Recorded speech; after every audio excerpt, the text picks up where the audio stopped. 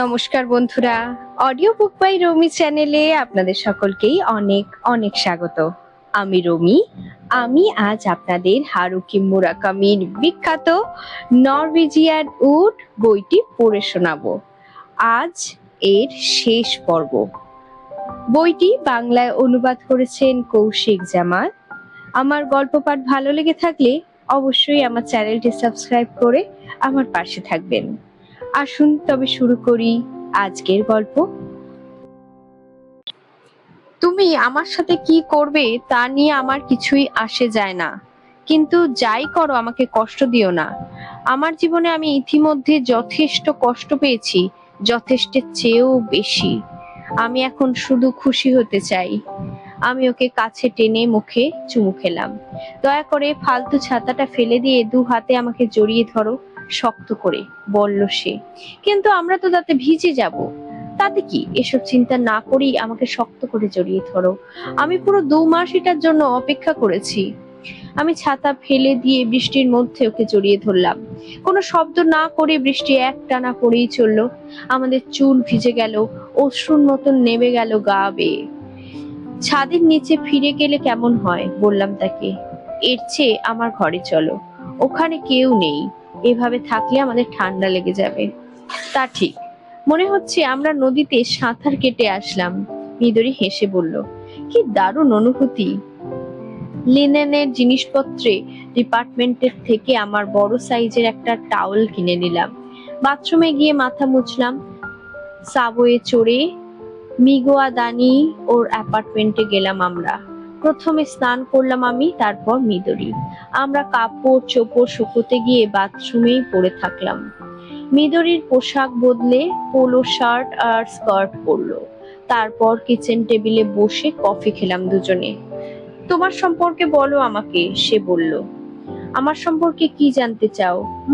জানি না তুমি কি কি ঘৃণা করো। মুরগি, ভিডি আর যেসব নাপিত বেশি কথা বলে।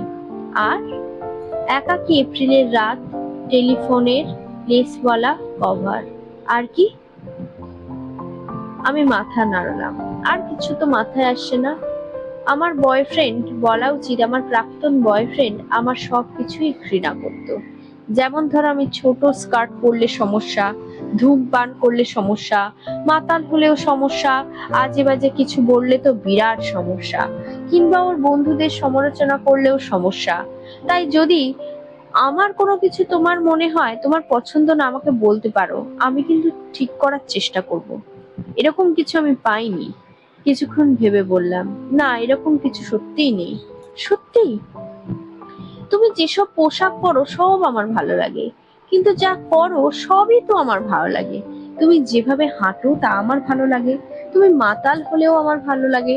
তোমার সব কিছুই আমার ভালো লাগে। তার মানে তুমি বলতে চাইছো আমি যেরকম আছি সেটা স্বাভাবিক, সব ঠিক আছে আমার? আমি জানি না তোমার কি বদলানো উচিত। তার মানে যা আছে ঠিকই আছে মনে হয়। তুমি আমাকে কতটুকু ভালোবাসো? মিদরি প্রশ্ন করলো। পৃথিবীর সব বাঘ মাখনের মতন গলিয়ে ফেলার জন্য যথেষ্ট, আমি বললাম। হুম, মনে হয় সন্তুষ্ট সে। আমাকে আবার বুকিয়ে জড়িয়ে ধরবে। ওর বিছানায় গেলাম। জড়াজড়ি করে শুয়ে থাকলাম আমরা। বৃষ্টি শুনতে শুনতে চুমু খেলাম। তারপর সব কিছু নিয়ে আমরা কথা বললাম। মহাবৃষ্টির সৃষ্টি থেকে শুরু করে সে কতটা শক্ত সিদ্ধ ডিম পছন্দ করি, সব। আমার জানতে ইচ্ছে করে বৃষ্টির দিন পিঁপড়েরা কি করে, মিদরি প্রশ্ন করলো। কোনো ধারণা নেই, বললাম তাকে। ওরা কঠোর পরিশ্রমী। সম্ভবত এরকম দিনে তারা ঘর সাফ করে, কিংবা হয়তো গুদাম ঘর সাজায়। তারা যদি কঠোর পরিশ্রমী করে, তাহলে তাদের পরিবর্তন হয় না কেন? একই রকম দেখেছি সেই কবে থেকে। জানি না, আমি বললাম। হয়তো বানরের সাথে তুলনা করলে তাদের শারীরিক গঠনের পরিবর্তনের উপযোগী নয়। ওয়াতানাবে, তুমি দেখে অনেক কিছুই জানো না। আমি ভেবেছিলাম দুনিয়ার সবকিছুই তোমার জানা। দুনিয়া অনেক বড়, উঁচু পর্বত, গভীর সমুদ্র, বলল মিদরি। সে আমার বাথরুমের মধ্যে হাত ঢুকিয়ে পুরুষাঙ্গে হাতে নিয়ে ঢোক গিলে বলল, না ওয়াতানাবে, ঠাট্টা বাদ, লাভ নেই এসব করে। আমি এই বিশাল শক্ত জিনিসটা না কিছুতেই আমার মধ্যে নিতে পারবো না। মজা করছো? দীর্ঘ নিঃশ্বাস ফেললাম আমি। হ্যাঁ, খিলখিল করে হাসলো সে। চিন্তা করো না, একদম ঠিক আছে। আমি একবার দেখি, রাগ করবে না তো? যত খুশি দেখতে পারো। মিতরি বাথরুমের নিচে মাথা ঢুকিয়ে দিল, হাতে নিয়ে মেপে দেখলো ওটা, তারপর মাথা বের করে আমাকে বলল, দারুণ, আমার পছন্দ হয়েছে। বাড়িয়ে বলছি না, সত্যি চমৎকার। ধন্যবাদ, বললাম তাকে। কিন্তু আসলে ওয়াতানাবে, তোমার সমস্যা সমাধান না হওয়া পর্যন্ত তুমি আমার সাথে সেক্স করতে কিন্তু চেও না, নাকি চাও? তোমার সাথে সেক্স করতে চাই না তা নয়, বললাম আমি। আসলে পাগল হয়ে আছি আমি সেক্সের জন্য, কিন্তু সেটা করা ঠিক হবে না এখন। তুমি খুব জেদি। তোমার জায়গায় আমি হলে আগে করতাম, পরে ভাবতাম কি হবে কি হবে না। তুমি এরকম করতে? না না, চাপা মারলাম। আস্তে করে বলল নিতুরি, আমিও হয়তো করতাম না। তোমার এসবই আমি ভালোবাসি। কতটুকু ভালোবাসো তুমি আমাকে? এবার জানতে চাইলাম আমি। সে কোনো উত্তর না দিয়েই আমার উপর চেপে বসলো, আমার মুখে চুমু খেতে লাগলো অবিরাম, হাত দিয়ে আমার লিঙ্গ ধরে নাড়তে লাগলো। প্রথমে যে পার্থক্য আমার মাথায় আসলো তা হলো, ওর আর নাওকো নাড়ানোর মধ্যে পার্থক্য আছে। দুজনেই শান্ত আর সুন্দরভাবে করছে, তারপরেও কোথায় যেন একটা পার্থক্য ঠিকই টের পাচ্ছি। দুজনের কাছে অভিজ্ঞতা দু রকমের। এই ওয়াতানাবে, আমি বাজি ধরে বলতে পারি তুমি ওই মেয়ের কথাই ভাবছো। মোটেই না, মিথ্যা বললাম তাকে। সত্যি? সত্যি। সত্যি হলে ভালো, না হলে আমি খেপে যেতাম। আমি অন্য কারোর কথা ভাবতে পারছি না এখন। আমার বুক ছুঁয়ে দেখতে চাও? অথবা নিচে ওখানে? মিদরি বলল। কি বললে এটা? অবশ্যই চাই, কিন্তু ঠিক হবে না। সবকিছু একসাথে করলে আমাদের জন্য একবারের বেশি বেশি সব হয়ে যাবে। মিদরি মাথা ঝাঁকালো, প্যান্ট খুলে আমার লিঙ্গের মাথাটা ধরলো।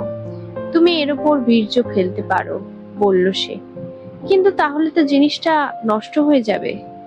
তুমি থামবে দয়া করে, আমি কিন্তু আবার কেঁদে ফেলবো। মিদরি এমন ভাবে বলল যেন এরকমই কেঁদে ফেলেও। আমাকে স্রেফ ধুতে হবে, আর কিছুই না। নিজেকে ধরে রাখো না, করে ফেলো। আমি চিন্তা হলে আমাকে এক সেট নতুন প্যান্ট কিনে দিও। নাকি আমার প্যান্ট বলে তোমার পরতে সমস্যা হচ্ছে? মোটেও না, আমি বললাম। ঠিক আছে, তাহলে এখানেই ফেলো, ছেড়ে দাও নিজেকে, খালি করে দাও তোমার সঞ্চয়। শেষ হওয়ার পর মিদরি আমার বীর্য মনোযোগ দিয়ে দেখতে লাগলো। বাপ রে, অনেক বেশি। বেশি নাকি? আরে না, ঠিকই আছে, বোকা ছেলে, হেসে বলল সে। তারপর আমাকে চুমু খেলো। সন্ধ্যায় মিদরি পাড়ায় বাজার থেকে নিজের বাজার করে ডিনার রান্না করলো। আমরা রান্নাঘরের টেবিলে বসে ভাত, টাম্পুরা আর মটরশুঁটি খেলাম, সাথে বিয়ার। বেশি বেশি খাও আর বীর্য বানাও, বলল সে। তারপর আমি সেগুলো নিজে হাতে বের করে দেব। অনেক ধন্যবাদ, আমি বললাম। কিভাবে ছেলেদের বীর্য বের করতে হয় সে বিষয়ে সব কৌশল আমি জানি। বুক স্টোরের মেয়েদের ম্যাগাজিন থেকে শিখেছি। ওরা একবার বিশেষ সংখ্যা বের করলেই মেয়েদের জন্যই করে। কোনো কারণে সেক্স করতে না পারলে কিংবা গর্ভবতী থাকলে স্বামীকে কিভাবে অন্য মেয়ের থেকে দূরে রাখতে হবে তা ছিল এই বিশেষ সংখ্যার বিষয়বস্তু। হাজার রকম উপায় আছে। পরীক্ষা করে দেখতে চাও? সেই জন্য আর অপেক্ষা করতেই পাচ্ছি না, বললাম তাকে। মিদরিকে গুড বাই জানিয়ে স্টেশনে গিয়ে খবরের কাগজ কিনলাম, কিন্তু ট্রেনে খবরের কাগজ খুলে বুঝতে পারলাম পড়ার কোনো ইচ্ছেই নেই। আর যা পড়ছিলাম তাও বুঝতে পারছিলাম না কি লিখেছে। আমি স্রেফ ছাপা কাগজটার দিকে তাকিয়েছিলাম আর চিন্তা করছিলাম কি হচ্ছে আমার সাথে, কি করে আমার দুনিয়া চারপাশ বদলে যাচ্ছে। আমার মনে হচ্ছিল একটু পর পর সবকিছু কাঁপছে। আমি একটা বড় দীর্ঘ নিঃশ্বাস ফেলে চোখ বন্ধ করলাম। আজকের দিনে আমি যা করেছি তা নিয়ে আমার মধ্যে এক বিন্দুও অনুশোচনা নেই।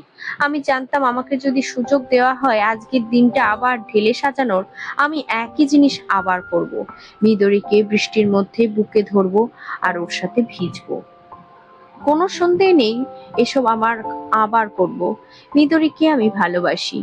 আমি খুশি যে সে ফিরে এসেছে আমার কাছে। আমরা দুজন দুজনকে বুঝতে পারবো। মিদরি নিজে যেমন বলেছে, সে বাস্তব সত্যিকারের মানুষ, যার শিরার মধ্য দিয়ে রক্ত বয়ে যাচ্ছে। আর সে তার উষ্ণ শরীর আমার বুকে চেপে রেখেছিল। নিজেকে সামলে রাখতে আমার অনেক কষ্ট হয়েছে। ইচ্ছে করলে ওকে নগ্ন করে ধরে খোলা শরীরের উষ্ণতায় ডুবে যেতাম। আমি কোনোভাবেই ওকে আমার লিঙ্গ ধরে নাড়াতে বাধা দিতে পারতাম না। আমি চেয়েছিলাম সে করুক, সেও তাই চেয়েছিল। আমরা একে অপরকে ভালোবাসি, এরকম একটা ব্যাপারকে থামাতে পারতাম। সত্যি আমি মিদরিকে ভালোবেসেছি। এখনকার জন্য আমার এটুকুই জানা যথেষ্ট। আমি পরিণাম এড়ানোর জন্য অনেক দিন অপেক্ষা করেছি। সমস্যা হলো আমি এইসব নাওকোকে বোঝাতে পারবো না। যে কোনো সময়ই বোঝাতে কঠিন হতো, কিন্তু নাওকোর এখনকার অবস্থায় কোনোভাবেই তাকে বলানো সম্ভব না যে আমি আরেকটা মেয়ের প্রেমে পড়েছি। তাছাড়া আমি নাওকোকেও ভালোবাসি। যেভাবেই জটিল বা বাঁকানো হোক না কেন, আমি তাকে ভালোবাসি। আমার মনের ভেতর কোনো এক অংশে এখনো একটা বড় জায়গা নাওকোর দখলেই আছে। একটা জিনিস আমি যা করতে পারি তা হলো রেইকোকে সবকিছু জানাতে পারি।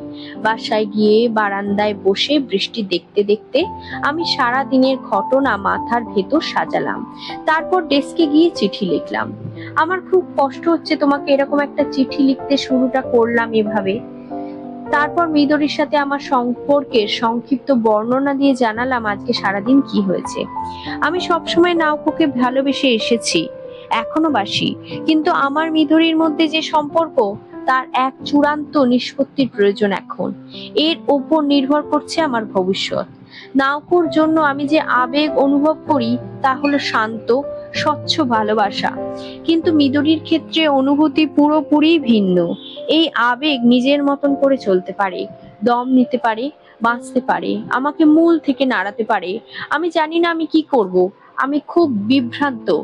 কোনো অজুহাত বানাচ্ছি না নিজের জন্য। আমি মনে করি এখনো পর্যন্ত আমি সৎভাবেই বেঁচে এসেছি। কখনো মিথ্যাকে প্রশ্রয় দিইনি, কাউকে কখনো কষ্ট দিতে চাইনি। তারপরেও আমি এই গোলক ধাঁধায় ঘুরে মরছি কেন? তোমাকে বুঝিয়ে বলতে পারবো না। আমি জানি না আমার কি করা উচিত। তুমি কি বলতে পারো রেইকো? তুমি একমাত্র মানুষ যার কাছে আমি পরামর্শ পেতে পারি। আমি সে রাতেই স্পেশাল ডেলিভারিতে চিঠি পাঠিয়ে দিলাম। পরদিন রেইকোর উত্তর আসলো। তারিখ দেয়া জুনের 17। ভালো খবর দিয়ে শুরু করি। সবার ধারণার চেয়ে অনেক দ্রুত নাওকোর অবস্থার উন্নতি হচ্ছে। আমি ওর সাথে ফোনে কথা বলেছি। সে স্পষ্ট করে কথা বলছে আমার সাথে। সে হয়তো খুব তাড়াতাড়ি আবার এখানে ফিরে আসতে পারে। এখন তোমার ব্যাপারে আসা যাক। আমার মনে হয় তুমি সবকিছু অনেক সিরিয়াসলি নিচ্ছ। একজনকে ভালোবাসতে পারা খুব সুন্দর একটা ব্যাপার। আর সেই ভালোবাসা যদি আন্তরিকতা পূর্ণ হয়, তাহলে গোলক ধাঁধায় পড়ার কোনো প্রশ্নই আসে না। তোমার নিজের ওপর আস্থা বাড়াতে হবে। তোমার জন্য আমার পরামর্শ খুবই সহজ এবং সরল। প্রথমত, তুমি যদি এই মিদরির প্রতি জোরালো ভাবে আকৃষ্ট হয়ে থাকো, খুবই স্বাভাবিক যে তুমি তার প্রেমে পড়বে। এর পরিণতি ভালোই হতে পারে, খারাপও হতে পারে, কিন্তু প্রেম ভালোবাসা একই রকম। তুমি যখন প্রেমে পড়বে, সহজ উপায় হচ্ছে প্রেমে ডুব দেয়া। আমি তাই মনে করি, যেটা সেরকম আন্তরিকতারই ব্যাপার। দ্বিতীয়ত, মিদরির সাথে তুমি সেক্স করবে কি করবে না সেটা পুরোপুরি তোমার ব্যাপার। তোমাকে এর উত্তর খুঁজে বের করতে হবে। এখানে আমার কিচ্ছু বলার নেই। মিদরির সাথে কথা বলে তোমার যেটা ভালো মনে হয় সেটাই করো। তৃতীয়ত, এসব কোনো কিছুই নাওকোকে কিন্তু জানিও না। যদি কখনো এমন পরিস্থিতি হয় যে ওকে জানানো প্রয়োজন, তখন না হয় আমি কোনো একটা উপায় ভেবে বের করব। আপাতত চুপই থাকো, ব্যাপারটা আমার উপর ছেড়ে দাও। চতুর্থত, যেটা আমি বলতে চাই সেটা হলো, নাওকোর শক্তির বিশাল একটা উৎস হলো তুমি। তোমার যদি ওর প্রতি কোনো আবেগ নাও থাকে, তাহলেও তুমি ওর জন্য অনেক কিছুই করতে পারো। সবকিছু নিয়ে বেশি বেশি সিরিয়াস হয়ে পড়ার দরকার নেই। আমরা সবাই কম বেশি ত্রুটিপূর্ণ। আমরা বাসও করি একটা ত্রুটিপূর্ণ দুনিয়ায়। ব্যাংকে যেভাবে নিখুঁত হিসেব হয়, সেভাবে আমরা জীবন যাপন করি না। কিংবা সবকিছু আমরা স্কেল কম্পাস দিয়ে লাইন টেনে কোন মেপেও করি না। ঠিক কিনা বলো? আমার নিজের অনুভূতি হলো, যা শুনে মনে হচ্ছে মিদরি একটা চমৎকার মেয়ে। আমি স্রেফ তোমার চিঠি পড়েই বুঝতে পারছি কেন তুমি তার প্রতি আকৃষ্ট হয়েছো। আমি এটাও বুঝি কেন তুমি নাওকর প্রতি আকৃষ্ট। এর মধ্যে কিন্তু কোনো পাপ নেই। আমাদের বিশাল দুনিয়া এরকম অহরহ ঘটছে। ব্যাপারটা অনেকটা এরকম, একটা সুন্দর দিনে সুন্দর লেকে নৌকা ভ্রমণে বের হয়ে চিন্তা করা যে আকাশ আর লেক দুটোই সুন্দর। সুতরাং মাথা খারাপ করো না, যা হওয়ার হবে। তুমি যতই না করার চেষ্টা করো না কেন, কিছু মানুষ কষ্ট পাবেই যখন তাদের কষ্ট পাওয়ার সময় হবে। জীবন এরকমই। আমি জানি আমার কথা ভাষণের মতো শোনাচ্ছে, কিন্তু এখনই সময় তোমাকে এভাবে বাঁচতে শিখতে হবে। তুমি চেষ্টা করতে পারো দুনিয়াকে তোমার মতন করে চালাতে। যদি পাগলা গারদে না যেতে চাও, তাহলে তোমার মন আরেকটু খুলতে হবে আর জীবনের স্রোতেই নিজেকে ছেড়ে দিতে হবে। আমি একজন শক্তিহীন ত্রুটিপূর্ণ মানুষ, তারপরেও আমার অনেক সময় মনে হয় জীবন কত সুন্দর। সত্যি বলছি, বিশ্বাস করো। সুতরাং যা করেছো তা বাদ দাও আর সুখী হতে শেখো। সুখী হওয়ার জন্যই কাজ করো। বলাই বাহুল্য, তোমার আর নাওকর সুন্দর সমাপ্তি হবে না ভাবতেই আমার খারাপ লাগছে। কিন্তু কোনটা ভালো কে বলতে পারে? সেই জন্যেই যেখানে সুখের দেখা পাবে খপ করে গিয়ে ধরবে। অন্যদের নিয়ে বেশি চিন্তা করবে না। আমার অভিজ্ঞতা বলে আমাদের জীবন এরকম সুযোগ 2-3 বারের বেশি আসে না। যদি তুমি এই সুযোগগুলো হারাও, পরে সারা জীবন আফসোস করে কাটাতে হবে। আমি প্রতিদিন গিটার বাজাচ্ছি। এখন তো আর কেউ নেই যাকে শোনাবো। বাজানো এখন অর্থহীন মনে হচ্ছে। বৃষ্টিময় অন্ধকার রাতও আমার পছন্দ নয়। আশা করছি কোনো একদিন আবার একই রুমে বসে আঙুর খেতে খেতে তোমার আর নাওকোর সামনে গিটার বাজাতে পারবো। ততদিন পর্যন্ত রেইকো ইসিদা। নাওকোর মৃত্যুর পরেও রেইকো আমাকে কয়েকবার চিঠি লিখেছিল। সে বলেছিল আমার কোনো দোষ ছিল না, কারোরই কোনো দোষ ছিল না। বৃষ্টির জন্য যেমন কাউকে দোষ দেওয়া যায় না, অনেকটা সেরকমই ব্যাপার। কিন্তু আমি তার চিঠির কোনো উত্তর দিইনি। কি বলার ছিল আমার? বললে কি বা হতো? নাওকোর আর কোনো অস্তিত্ব নেই এই দুনিয়ায়। সে এখন স্রেফ এক মুঠো ছাই মাত্র। অগস্টের শেষের দিকে কোবেতে নাওকোর অন্ত্যেষ্টিক্রিয়া সম্পন্ন হলো। সব শেষ হওয়ার পর আমি টোকিও ফিরে এসে আমার বাড়িওয়ালাকে বললাম কিছুদিন আমি এখানে থাকবো না, বাইরে থাকবো। ইটালিয়ান রেস্টুরেন্টে আমার বসকে বললাম আমি আর কাজে ফিরছি না। মিদরিকে চিরকুট লিখলাম, আমি কখনো কিছু বলতে পারছি না। আশা করছি সে আমার জন্য আরেকটু অপেক্ষা করবে। পরবর্তী 3 দিন মুভি থিয়েটারে কাটালাম। টোকিওর সব মুভি দেখা শেষ হয়ে গেলে আমি আমার ন্যাপস্যাক নিয়ে ব্যাংক থেকে সব টাকা তুলে শিনজুকু স্টেশনে গিয়ে শহর থেকে প্রথম যে এক্সপ্রেস ট্রেন বের হচ্ছিল তাতেই চড়ে বসলাম। কোথায় গিয়েছি এখন আর মনে পড়ছে না, যদিও জায়গার দৃশ্য, শব্দ আর গন্ধ আমার পরিষ্কার মনে আছে। খালি জায়গার নাম মনে নেই, কোন জায়গার পর কোন জায়গা গিয়েছি তাও মনে নেই। একটার পর একটা শহর পার হয়েছিল, হয় ট্রেনে চড়ে, না হয় বাসে করে, না হয় ট্রাকে গিয়েছি। খালি পার্কিং লটে, ট্রেন স্টেশনে, পার্কে, নদীর তীরে কিংবা সাগরের তীরে স্লিপিং ব্যাগে ঘুমিয়েছি। এমনকি একবার এক থানার কোনায়, আরেকবার এক কবরস্থানেও ঘুমিয়েছি। কোথায় ঘুমিয়েছি সেটা সমস্যা ছিল না, যতক্ষণ লোকজনের থেকে দূরে ছিলাম ভালো ছিলাম। হেঁটে হেঁটে ক্লান্ত হয়ে গেলে স্লিপিং ব্যাগের মধ্যে গুটিসুটি হয়ে ঢুকে সস্তা হুইস্কি গিলেছি, মাতাল হয়ে ঘুমিয়ে পড়েছি। ভালো শহরগুলোতে লোকজন আমাকে খাওয়ার দিয়েছিল, মশার কয়েল দিয়েছিল, আর খারাপ শহরগুলোতে লোকজন পুলিশ ডেকে পার্ক থেকে বের করে দিয়েছিল। আমার কাছে কোনটারও কোনো পার্থক্য ছিল না। আমি শুধু চেয়েছিলাম অচেনা কোথাও ঘুমাতে। টাকা কমে এলে কিছুদিন শ্রমিক হিসেবে কাজ করেছি, যা প্রয়োজন তা জোগাড় করার জন্য। সব সময় কোনো না কোনো কাজ ছিল। আমি স্রেফ একটা শহর থেকে আবার একটা শহরে ছুটে বেরিয়েছি। কোনো গন্তব্য মাথায় ছিল না, দুনিয়া অনেক বড়। আমি আজব আজব জিনিস আর অদ্ভুত মানুষে ভর্তি সব দেখেছি। একবার মিদরিকে ফোন করলাম কারণ ওর গলা শুনতে ইচ্ছে করছিল খুব। ক্লাস শুরু হয়েছে সেই কবে জানো সেটা? বলল সে। অনেক কোর্স ইতিমধ্যে, পেপারসও চলছে।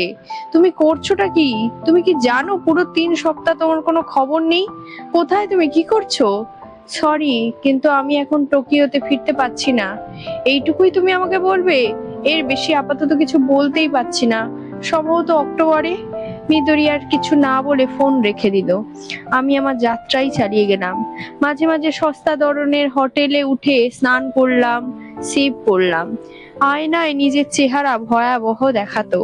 সূর্যের আলোয় আমার চামড়া পুড়ে গেছিল, চোখ বেরিয়ে এসেছিল, হাড্ডিসার মুখে ভাঁজ আর দাগ পড়েছিল। আমাকে দেখে মনে হতেই পারে হামাগুড়ি দিয়ে গুহা থেকে বের হয়ে এসেছি। কিন্তু তারপরেও মানুষটা আমিই ছিলাম। সেই সময়ে আমি সমুদ্র তীর ধরে টোকিওতে যত দূর সম্ভব সরে যাচ্ছিলাম, সম্ভবত তত্তরি কিংবা হিউগোর উত্তর তীরের দিকে কোথাও। সমুদ্র তীর ধরে হাঁটা সহজ, সব সময় বালিতে ঘুমানোর মতন ভালো জায়গা খুঁজে পাওয়া যায়। পানিতে ভেসে আসা কাঠ দিয়ে আগুন জ্বালানো যায়, আর এলাকার জেলেদের থেকে শুকনো মাছ কিনে পুড়িয়ে খাওয়া যায়। তারপর আমি হুইস্কি খেতে খেতে নাউকোর কথা ভাবতাম, সমুদ্রের ঢেউয়ের শব্দ শুনতাম, আর ভাবতে আমার অদ্ভুত লাগতো যে সে আর বেঁচে নেই, এই পৃথিবীর অংশ নয় সে। আমার হজম হতো না ব্যাপারটা, বিশ্বাস হতে চাইতো না এই সত্যটা। আমি ওর কফিনে পেরেক গাঁথতে শুনেছি, কিন্তু তাও বিশ্বাস করতে পারিনি সে আর ফিরবে না। না, তার ছবি আমার স্মৃতিতে একদম স্পষ্ট। সে এখনো পরিষ্কার দেখতে পাই সে কি করছে। সে চুল আঁচড়াচ্ছে, তার চুল আমার পেটের উপর এসে পড়ছে। আমি তার উষ্ণতা এখনো অনুভব করতে পারি, তার শ্বাস ফেলাটাও আমি অনুভব করতে পারি। সেই অসহায় মুহূর্ত যখন আর কিচ্ছু করার ছিল না আমার, সেটাও মনে পড়ে। আমার মনে সবকিছু এমন ভাবে ভেসে আসতো যেন মাত্র 5 মিনিট আগেই সব ঘটেছে। আমার মনে হতো নাওকো এখনো আমার পাশেই আছে, চাইলেই তাকে ছোঁয়া যাবে। কিন্তু না, সে আর সেখানে নেই, তার শরীর আর এ পৃথিবীতে নেই।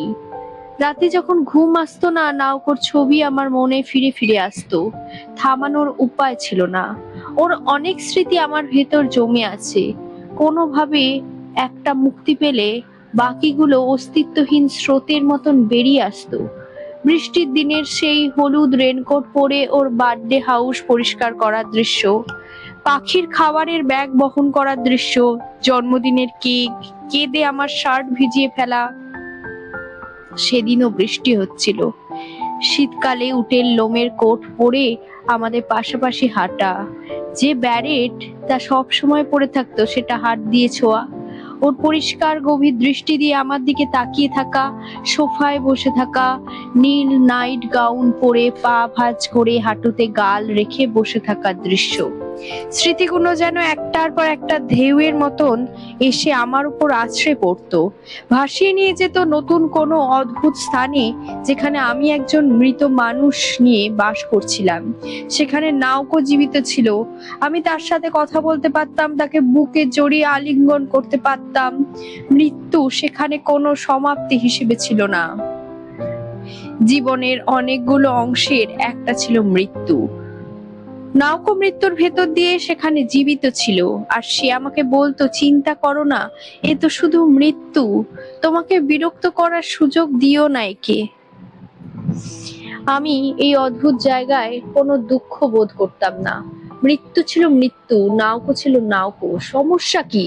সে হেসে আমাকে প্রশ্ন করতো, আমি তো আছি তাই না? তার পরিচিত ও অভিভঙ্গি আমার মনকে শান্ত করে তুলতো। মৃত্যু যদি এমন হয়, আমি নিজেকে বললাম, তাহলে মৃত্যু আর খারাপ কি? তা সত্যি, নাওকো বলল, মৃত্যু এমন কিছু নয়, মৃত্যু স্রেফ মৃত্যু। এখানে সবকিছু সহজ আমার জন্য। অন্ধকারে আছড়ে পড়া ঢেউ আর আমাদের মাঝখানে দাঁড়িয়ে নাওকো কথা বলতো। এক সময় স্রোতে থেমে যেত, আর আমি সমুদ্র সৈকতে পড়ে থাকতাম। অসহায়, কোথাও যাওয়ার জায়গা নেই। কষ্ট আমাকে গভীর অন্ধকারে জড়িয়ে ধরতে যতক্ষণ পর্যন্ত না কাঁদতে পারতাম। যতটা না কাঁদতাম তার চেয়ে মনে হতো ঘামের মতো অশ্রু বের হচ্ছে। কিজুকের মৃত্যুর থেকে আমার একটা জিনিস আমি শিখেছি, আর আমি বিশ্বাস করি এটা একটা দর্শনের মতো আমার অংশ হয়ে গেছে। মৃত্যু জীবনের বিপরীত কিছুই নয়, বরং জীবনের স্বাভাবিক একটা অংশ। বেঁচে থেকে আমরা মৃত্যু প্রতিপালন করি। জীবনের অনেকগুলো সত্যর মধ্যে এটা একটা। নাওকর মৃত্যুর থেকে আমি যে শিখেছি তা হলো প্রিয়জন হারানোর কষ্ট কোনো সত্যকে ঢাকতে পারে না। কোনো সত্য নয়, কোনো আন্তরিকতা নয়, কোনো শক্তি নয়, কোনো অনুগ্রহ নয়, কেউ পারে না তা ঢাকতে। আমরা যা করতে পারি তা হলো শেষ পর্যন্ত দেখা আর এর থেকে শিক্ষা নেয়া। কিন্তু আমাদের শিক্ষা পরের কষ্টের জন্য কোনো সাহায্যই করবে না। রাতের ঢেউ আর বাতাসের শব্দ শুনতে শুনতে আমি দিনের পর দিন এইসব চিন্তায় নিজেকে কেন্দ্রীভূত করেছিলাম। পিঠে নাকস্যাক, চুলে বালি, আমি ক্রমশ পশ্চিমেই সরে যাচ্ছিলাম। হুইস্কি, জল আর রুটি খেয়ে জীবন ধারণ করছিলাম। এক ঝোড়ো বাতাসের সন্ধ্যায় আমি স্লিপিং ব্যাগ জড়িয়ে পরিত্যক্ত এক জাহাজের পাশে শুয়ে কাঁদছিলাম। এক তরুণ জেলে পাশ দিয়ে যাচ্ছিল। সে আমাকে সিগারেট সাধলো, আমি নিলাম। গত 1 বছরের মধ্যে প্রথম ধূমপান। সে জানতে চাইলো আমি কাঁদছি কেন। আমি কিছু না ভেবে বলে ফেললাম আমার মা মারা গেছে, কষ্ট সহ্য করতে পারিনি তাই রাস্তায় নেমে এসেছি। সে গভীর সমবেদনা জানিয়ে তার বাসা থেকে বড় এক বোতল সাকি আর 2টো গ্লাস নিয়ে আসলো। বাতাসে ধুলো উঠছিল আর আমরা সেখানে বসে সাকি খাচ্ছিলাম। সে বলল সে তার মাকে হারিয়েছে 16 বছর বয়সে। তার মায়ের স্বাস্থ্য ভালো ছিল না, কিন্তু সকাল থেকে রাত পর্যন্ত কাজ করতে হতো তাকে। আমি তার গল্প অর্ধেক শুনলাম, সাকি গিললাম আর হু হা শব্দ করে মাঝে মাঝে সায় দিলাম। আমার মনে হচ্ছিল অন্য দুনিয়ার গল্প শুনছি। কি বলছে এ লোক ভাবতে ভাবতে হঠাৎ আমি খেপে গেলাম। অনেক রাগ হচ্ছিল, মনে হচ্ছিল গলা টিপে দিই বেটার। তোর মাকে কে পাত্তা দেয়? আমি হারিয়েছি নাওকোকে, তার সুন্দর দেহ এই পৃথিবী থেকে হারিয়ে গেছে। তোর মায়ের গল্প আমাকে কেন শোনাচ্ছিস? কিন্তু যেভাবে রাগ এসেছিল সেভাবেই চলে গেল। আমি চোখ বন্ধ করে জেলের অন্তহীন গল্প গাথা শুনছিলাম। একসময় আমাকে সে জিজ্ঞাসা করলো কিছু খেয়েছি কিনা। না, আমি বললাম। তবে আমার ব্যাগে রুটি, পনির, একটা টমেটো আর 1 পিস চকলেট আছে। দুপুরে কি খেয়েছি সে জিজ্ঞাসা করলো। রুটি, পনির, টমেটো আর চকলেট, উত্তর দিলাম আমি। এখানে অপেক্ষা করো, সে বলে দৌড়ে গেল। আমি তাকে থামানোর চেষ্টা করলাম, কিন্তু সে অন্ধকারে হারিয়ে গেল পেছনে না তাকিয়ে। আমি যা যা করার ছিল, সাকি চালিয়ে যাওয়া। তীরের বালি ফোটানো বাজির মতন পোড়া কাগজে ভর্তি ছিল। পাগলের মতো চিৎকার করে স্রোত এসে আছড়ে পড়ছিল তীরে। একটা হাড় জিরে জিরে কুকুর লেজ নাড়তে নাড়তে আসলো। আমার ছোট্ট ক্যাম্প ফায়ারের আশেপাশে শুকলো খাওয়ার কিছু আছে কিনা, তারপর আবার উধাও হয়ে গেল। আধ ঘন্টা পর সেই তরুণ জেলে আবার ফিরে এলো, হাতে 2 বাক্স সুসি আর সাকির নতুন বোতল। আমাকে বলল উপরের বাক্স থেকে খেতে, কারণ সেটায় মাছ আছে। নিচের বাক্সে খালি নরি রোল আর ভাজা তোফু, সেগুলো কালকে পর্যন্ত নষ্ট হবে না। সে আমাদের গ্লাসগুলোতে নতুন বোতল থেকে সাকি ঢাললো। আমি তাকে ধন্যবাদ জানিয়ে উপরের বাক্স থেকে সব খেয়ে ফেললাম, যদিও আমাদের দুজনের জন্য যথেষ্ট খাবার ছিল সেটার। সাকি খেয়ে যতটা মাতাল হওয়া সম্ভব আমরা হলাম। তারপর সে আমাকে ঘুমানোর জায়গা দেওয়ার প্রস্তাব দিল, কিন্তু আমি বললাম এখানে একা ঘুমোতে আমার ভালো লাগবে। চলে যাওয়ার আগে সে তার পকেট থেকে ভাঁজ করা একটা 5000 ইয়েনের নোট বের করে আমার শার্টের পকেটে ঢুকিয়ে দিল। নাও, সে বলল, ভালো কিছু কিনে খেও, তোমাকে ভয়াবহ দেখাচ্ছে। আমি তাকে বললাম সে আমার জন্য যথেষ্ট করেছে, তারপর আবার টাকা নিতে পারবো না আমি। কিন্তু সে ফেরত নিতেই চাইলো না। টাকা নয়, সে বলল, বলতে পারো এটা আমার অনুভূতি। বেশি চিন্তা করো না, রেখে দাও। রেখে দেওয়া ছাড়া আমার আর কিছু করারই ছিল না। তাকে ধন্যবাদ জানালাম। সে চলে যাওয়ার পর আমার হঠাৎ পুরনো গার্লফ্রেন্ডের কথা মনে পড়ে গেল, যার সাথে আমি প্রথম শুয়েছিলাম হাই স্কুলের তৃতীয় বর্ষে থাকতে। তার সাথে আমি কত বাজে আচরণ করেছি ভেবে গায়ে কাঁটা দিল। আমি কি কখনো ভেবেছি তার আবেগ, তার অনুভূতি নিয়ে, কিংবা তাকে আমি যে কষ্ট দিয়েছি তা নিয়ে? সে একটা মিষ্টি লক্ষ্মী মেয়ে ছিল, কিন্তু আমি তা আমার স্বাভাবিক পাওনা হিসেবে নিয়েছি। তাকে ছেড়ে যাওয়ার সময় একবারের জায়গায় দুবার ভেবে দেখিনি কি করেছে সে এখন। সে কি আমাকে মাফ করতে পেরেছে? তীব্র বমি বমি ভাব হলো আমার। পুরনো জাহাজের পাশে গিয়ে বমি করলাম। অতিরিক্ত সাক্ষীর কারণে মাথা দপদপ করছিল। জেলেকে মিথ্যে বলার জন্য আর তার টাকা নেওয়ার জন্য খারাপ লাগছিল। মনে হচ্ছিল এখনো টোকিও ফিরে যাওয়ার সময় হয়েছে আমার। এভাবে সারা জীবন চলতে পারবো না। আমি স্লিপিং ব্যাগ, ন্যাপস্যাক ভরে পিঠে নিয়ে হেঁটে কাছের রেল স্টেশনে গেলাম। টিকিট কাউন্টারের লোকটাকে বললাম যত তাড়াতাড়ি সম্ভব টোকিও পৌঁছতে চাই। সে শিডিউল দেখে বলল আমি যদি রাতে ট্রেন বদল করি তাহলে সকালে এর মধ্যেই ওসাকা পর্যন্ত পৌঁছতে পারবো। তারপর সেখান থেকে বুলেট ট্রেন নিতে হবে। তাকে ধন্যবাদ দিয়ে জেলের দেওয়া 5000 ইয়েনের নোটটা ভেঙে টিকিট কাটলাম। ট্রেনের জন্য অপেক্ষা করতে করতে খবরের কাগজ কিনলাম আমি। পত্রিকায় তারিখ দেখি 2রা অক্টোবর 1970। তার মানে আমি পুরো 1 মাস ধরে ঘুরছি। বুঝতে পারলাম আমাকে আসল দুনিয়াতে এবার ফিরে যেতেই হবে। 1 মাসের ঘুরোঘুরি আমার আত্মাকে খুব বেশি হালকা করতে পারেনি, কিংবা নাওকোর মৃত্যুর ধাক্কাকেও প্রশমন করতে পারিনি। যেভাবে টোকিওকে ফেলে গেছিলাম প্রায় সেই অবস্থাতেই টোকিওতে ফিরে এলাম। মিদোরিকে আর ফোন করার সাহস হচ্ছিল না, কিন্তু বলতে পারতাম আমি ওকে। কিভাবে শুরু করতাম? সব শেষ।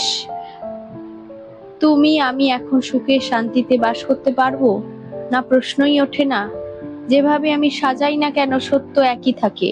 নাওকো বেঁচে নেই আর মিদোরি এখনো বেঁচে আছে। নাওকো এখন একদলা ছাই, অন্যদিকে মিদোরি রক্ত মাংসের জ্যান্ত একজন মানুষ। নিজের অপবিত্রতা আমাকে পরাস্ত করে ফেলেছিল। টোকিওতে ফিরে আসলেই কয়েকটা দিন আমি কিছুই করিনি, দরজা বন্ধ করে বসে থাকা ছাড়া। জীবিত বাদ দিয়ে মৃতের স্মৃতি ধরে বসেছিলাম।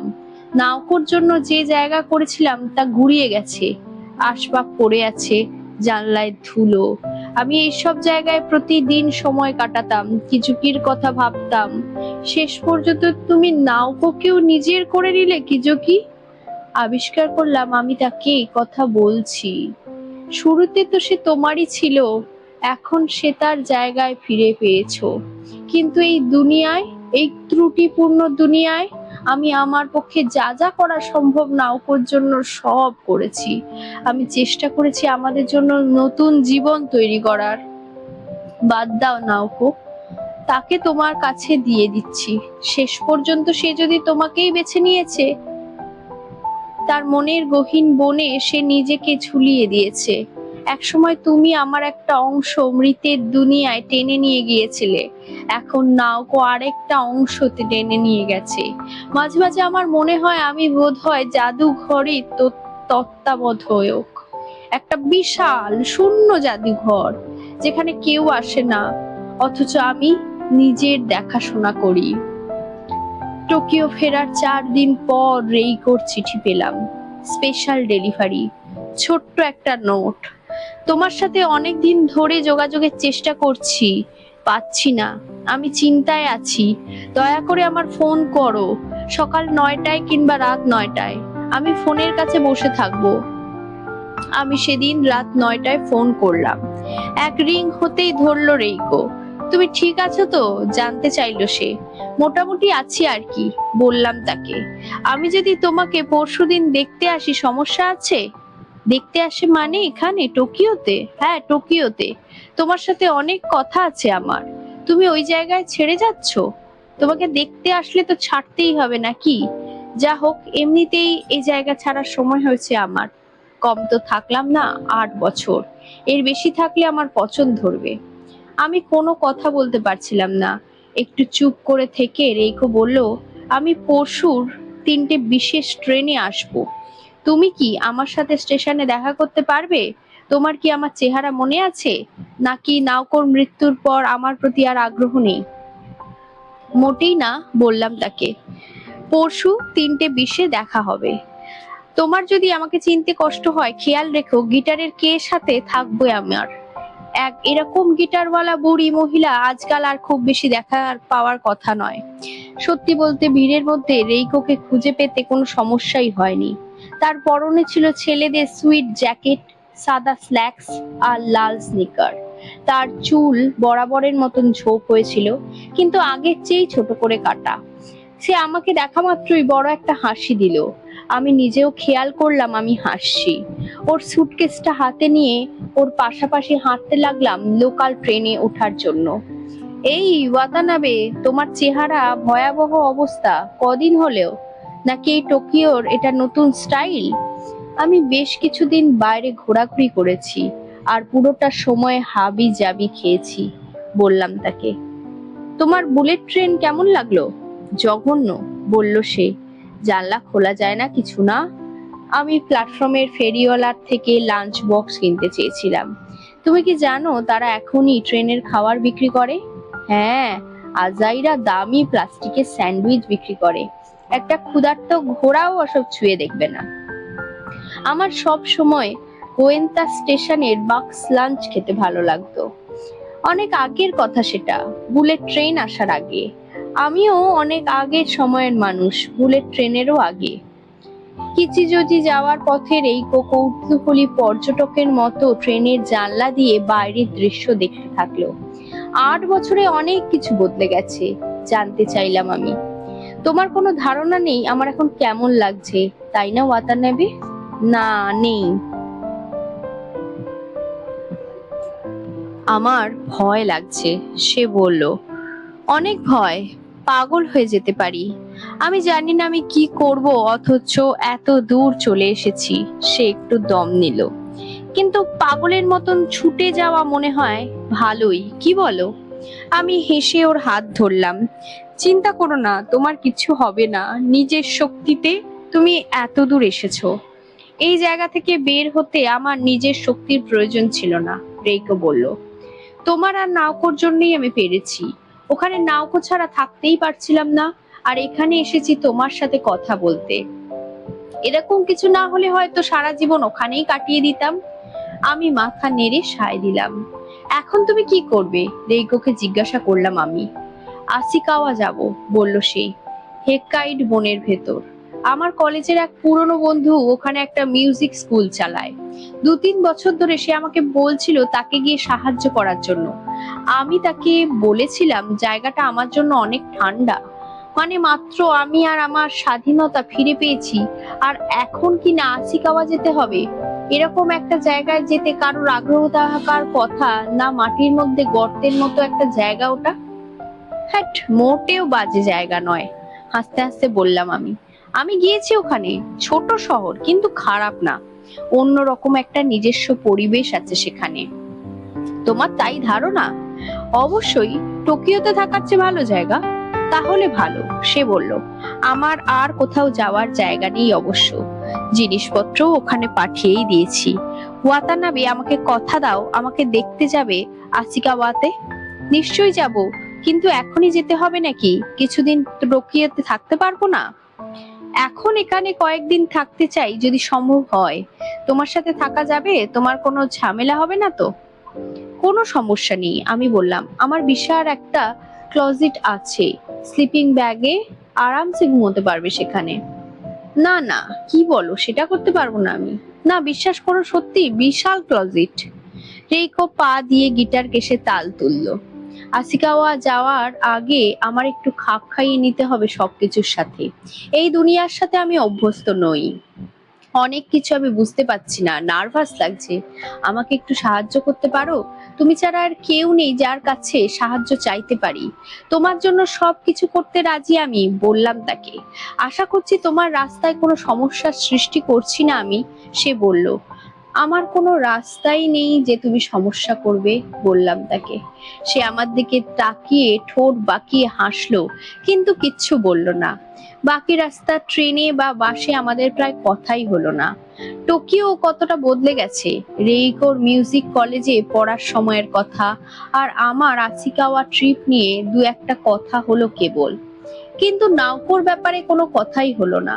প্রায় 10 মাস পর রেইকোকে দেখলাম, কিন্তু ওর পাশে হাঁটতে গিয়ে আমার নিজেকে শান্ত লাগলো, অদ্ভুত স্বস্তি বোধ করলাম। পরিচিত অনুভূতি আমার মনে হলো। টোকিওর রাস্তায় নাওকোর সাথে হাঁটার সময় এরকম লাগতো, আর নাওকো আর আমার যেমন মৃত কিজুকি ছিল, রেইকো আর আমার আছে মৃত নাওকো। এইসব চিন্তার কারণে আমার মুখে কোনো কথাই আসছিল না। রেইকো কিছুক্ষণ কথা চালিয়ে গেল, পরে সে যখন দেখলো আমি কিছু বলছি না, সেও চুপ হয়ে গেল। বাসে আমরা কোনো কথাই বললাম না। সেদিন ছিল হেমন্তের শুরুর দিকে এক বিকেল, পরিষ্কার আর স্পষ্ট আলো, যেমনটা ছিল 1 বছর আগে যখন আমি নাওকোকে দেখতে কিয়োটো গিয়েছিলাম। হাড়ের মতো সরু সাদা মেঘ আর খোলা আকাশ, বাতাসের গন্ধ, আলোর রং, ঘাসে ছোট ছোট ফুল, শব্দের প্রতিধ্বনি আমাকে যেন বলছে হেমন্ত আবার ফিরে এসেছে। সেই সাথে আমার আর মৃতের মধ্যে দূরত্ব বেড়ে চলেছে। কিজুকে এখন 17, নাওকো এখন 21। সব সময় তারা এমনটাই এবার থেকে যাবে। বাস থেকে নেমে চারপাশে তাকিয়ে রেইকো বলল, এরকম জায়গা আসতে পেরে বাঁচলাম, কারণ এখানে কিছুই নেই, তাই না? আমি বললাম। আমি পেছনের গেট দিয়ে বাগানের ভেতর আমার বাসায় গিয়ে আসলাম রেইকোকে। সে যা দেখে তাতেই মুগ্ধ হয়ে যায়। দারুণ তো, এইসব সেলফ আর ডেস্ক তুমি বানিয়েছো? হ্যাঁ, আমি চা ঢালতে ঢালতে বললাম। তোমার হাতের কাজ তো খুবই ভালো, আর তোমার বাসাও খুব পরিষ্কার। স্টর্ম ট্রুপারের প্রভাব, বললাম তাকে। সে আমাকে ছুচিবাইগ্রস্ত করে ফেলেছে। বাড়িওয়ালা অবশ্য কোনো অভিযোগ করছে না। ও, তোমার বাড়িওয়ালা, তার সাথে পরিচিত হতে হবে। বাগানের ওই পাশে থাকে, তাই না? তার সাথে পরিচিত হতে হবে কেন? কেন মানে কি? তোমার বাসায় একজন অদ্ভুত বয়স্ক মহিলা উঠে এসে থাকা শুরু করেছে, গিটার বাজাচ্ছে। তোমার বাড়িওয়ালার মনে হবে না ঘটনাটা কি? তার চেয়ে ঠিকভাবে জানানোই ভালো হবে। আমি এমনকি তার জন্য এক বাক্স মিষ্টিও এনেছি চায়ের সাথে খাওয়ার জন্য। ও, খুব চালাক তো তুমি, আমি বললাম। বয়সের সাথে বুদ্ধিও বাড়ে।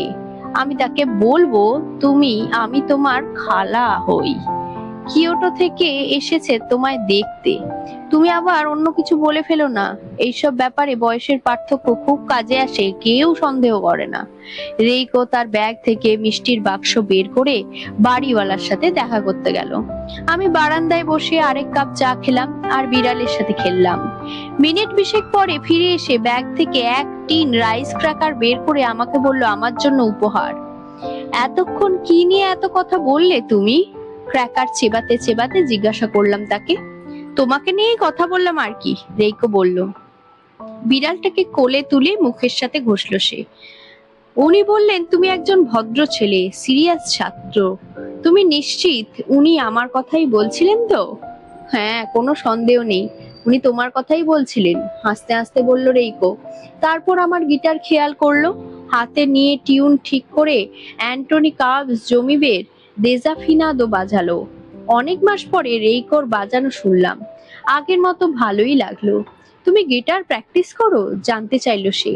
এটা আসলে বাড়িওয়ালার গুদামে পড়েছিল, আমি এনে ঠিক করে দু একবার বাজিয়েছি, ওইটুকুই।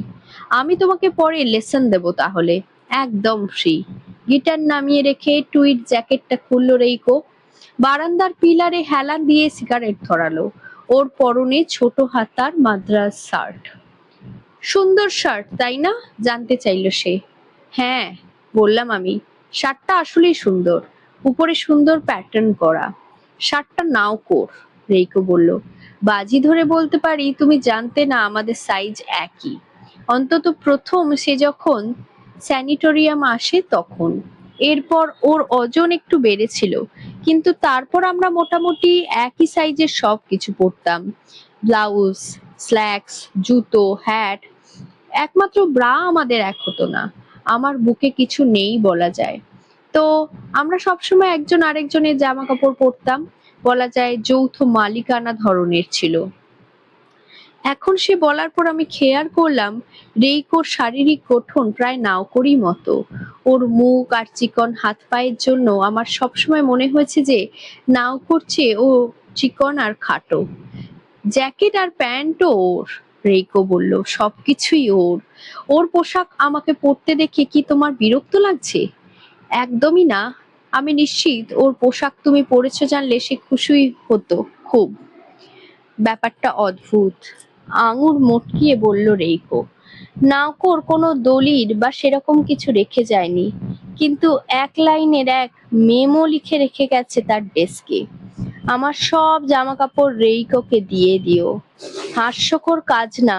সে যখন মৃত্যুর জন্য প্রস্তুত হচ্ছে তখন জামা কাপড় নিয়ে কেন ভাবছিল? জামা কাপড়ের কথা কেই চিন্তা করে? তার নিশ্চয়ই আরো হাজারটা চিন্তা ছিল লেখার জন্য।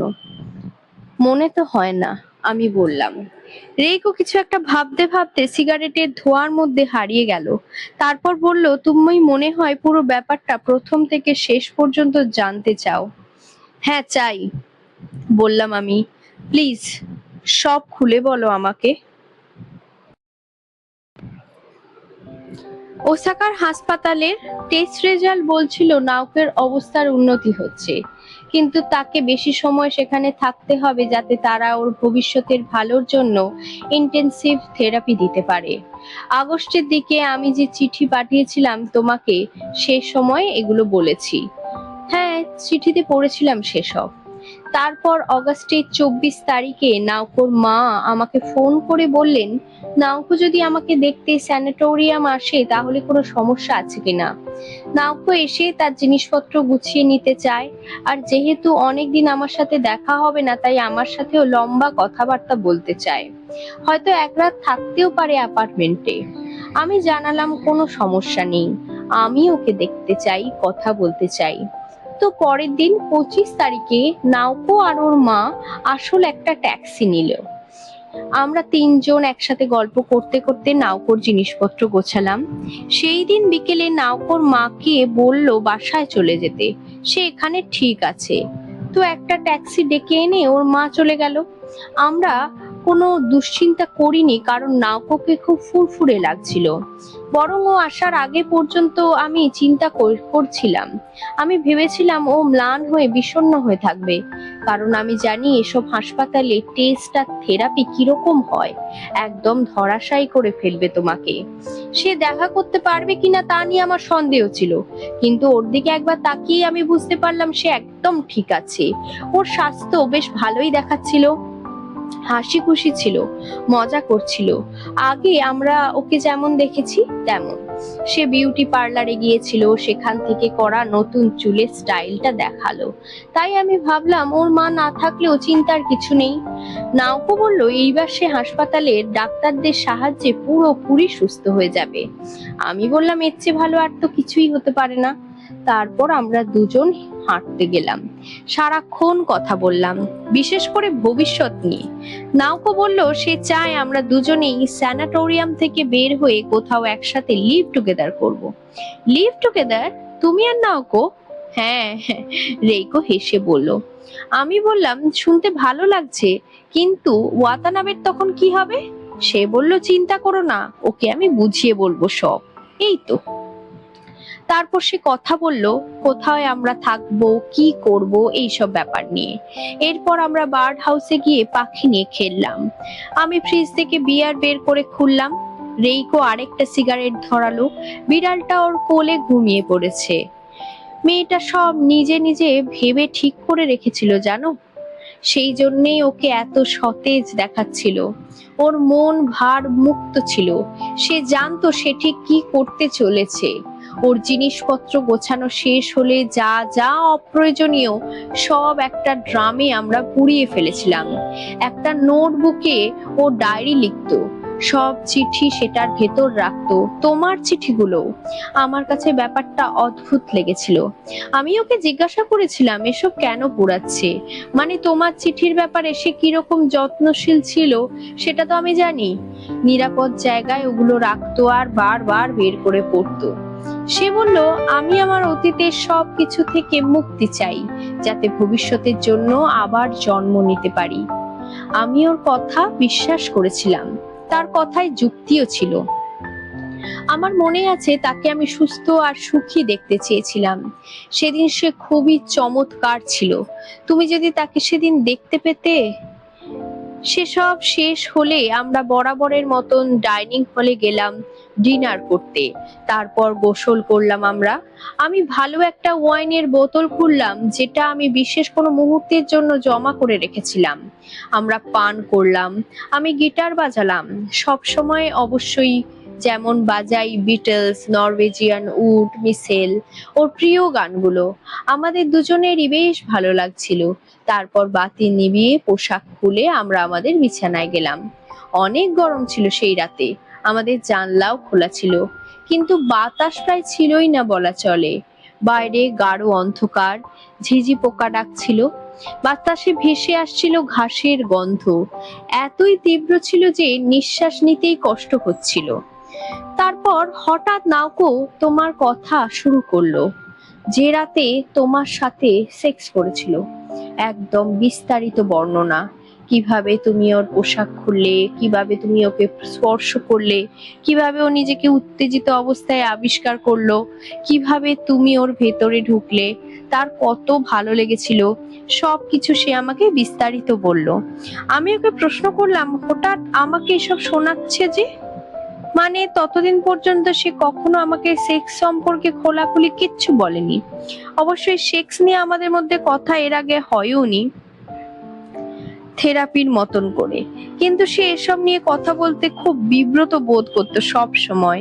আর সেদিন তাকে থামানোই যাচ্ছিল না। আমি তখন একটু ধাক্কা খেয়েছিলাম। তো সে বলল আমি জানি না, হঠাৎ বলতে ইচ্ছে হলো তাই বললাম। তুমি না শুনতে চাইলে বলবো না। আমি বললাম না না ঠিক আছে, তুমি যদি মনে করো তুমি কিছু বলতে চাও তাহলে বলে ফেলাই ভালো, আমি সব কিছু শুনতে প্রস্তুত আছি। সে তার কাহিনী চালিয়ে গেল। সে যখন আমার ভেতর ঢুকলো আমি ভাবতেও পারিনি এত ব্যথা করবে। হাজার হোক আমার প্রথমবার। আমার তখন ভেজাই ছিল। সে পিছলে ঢুকে গেল ঠিকই, কিন্তু তারপরেও ব্যথায় আমার মাথা গুলিয়ে গেল। আমি ভাবলাম সে বোধ হয় যতটুকু সম্ভব ততটুকুই ঢুকিয়েছে, কিন্তু না, আমার পা তুলে আরো ভেতরে গেল সে। আমার সারা শরীরে শীতল কিছু বয়ে গেল, যেন আমাকে বরফ পানিতে চোবানো হয়েছে। আমি বুঝতে পারছিলাম না আমার কি হচ্ছে। মনে হচ্ছিল এখানেই মারা যাব। কিন্তু সে যখন আমার ব্যথা বুঝতে পারলো তখন নাড়াচাড়া বন্ধ করে দিল। যদিও তখন আমার ভেতরেই সে আমাকে চুমু খেতে শুরু করলো সবখানে, আমার চুলে, গলায়, বুকে, অনেকক্ষণ ধরে, অনেকক্ষণ। আস্তে আস্তে আমার দেহ আবার উষ্ণ হয়ে উঠতে লাগলো। ধীরে ধীরে আবারও নড়তে লাগলো সে। ওহ রেইকো, তোমাকে বোঝাতে পারবো না কি অসাধারণ অনুভূতি। মনে হচ্ছিল আমার মগজ গলে যেতে পারে। পারলে আমি সেভাবেই থাকতে চাইছিলাম সারা জীবনের জন্য, তাকে বুকের মধ্যে জড়িয়ে থাকতে। এত দারুণ ছিল। তো আমি তাকে বললাম এতই যখন দারুণ ছিল তাহলে তুমি ওয়াতানাবের সাথে কেন থাকলে না, প্রতিদিন করলে না কেন? কিন্তু সে বলল না রেখো, আমি জানতাম এরকম আর হবে না। আমি জানতাম এরকম কিছু একবার আমার কাছে আসবে, আমাকে ছেড়ে চলে যাবে, আর কখনোই ফিরে আসবে না। জীবনে একবার। আমি এরকম আগে কখনো অনুভব করিনি, এর পরেও আর কখনো অনুভব করবও না। আমার আর কখনো মনে হয়নি আমি আবার করতে চাই। আমি আর ওরকম উত্তেজিত হতেও পারিনি কখনো। অবশ্যই আমি তাকে বোঝালাম অনেক অল্প বয়সী মেয়েদের এমন হয়ে থাকে। বেশিরভাগ ক্ষেত্রে বয়স হলে সমস্যা কেটে যায়। তাছাড়া একবার যখন হয়েছে আবার না হওয়ার কোনো কারণই নেই। আমি যখন বিয়ে করেছিলাম আমারও অনেক রকম সমস্যা হয়েছিল, কিন্তু সে বলল না রেউকো, সেরকম ব্যাপার না। আমি মোটেই চিন্তিত নেই। আমি স্রেফ চাই না কেউ আমার ভেতর আবার ঢুকুক। আমি সেভাবে আবার ভাঙতে চাই না কারোর দ্বারাই না। আমি আমার বিয়ার শেষ করলাম। রেইকো ওর দ্বিতীয় সিগারেট শেষ করলো। বিড়ালটা ওর করে আড়মোড়া ভেঙে নতুন ভঙ্গিতে আবার ঘুমিয়ে পড়লো। রেইকো এবার মনে হলো খেই হারিয়ে ফেলেছে বাকি অংশটা নিয়ে। তৃতীয় সিগারেট ধরিয়ে আবার শুরু করলো সে। এরপর নৌকো ফোঁপাতে শুরু করলো। আমি ওর বিছানায় বসে ওর চুলে হাত বুলিয়ে দিলাম। চিন্তা করো না, সব ঠিক হয়ে যাবে। তোমার মতো সুন্দর মেয়ে অবশ্যই কাউকে পাবে যে তোমাকে সুখী করবে।